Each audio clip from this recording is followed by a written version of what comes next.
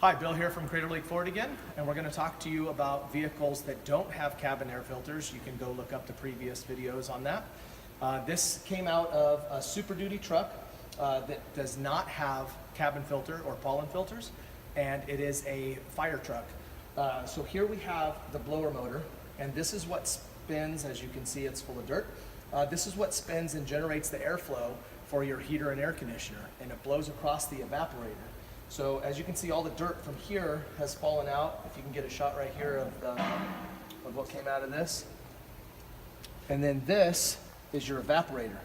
The evaporator is behind the dash, and its job is to take moisture out of the air in the cab. And as moisture builds up from condensation across here, the blower motor draws air from across here and blows it inside the cab. Without a cabin filter, this is all dirt and ash from the fires that they've been fighting here in Southern Oregon, and it completely clogged this evaporator. So here's the good side. This is the side that's on the inside. This is the side on the outside. This is what a cabin filter helps keep out of going into your vehicle.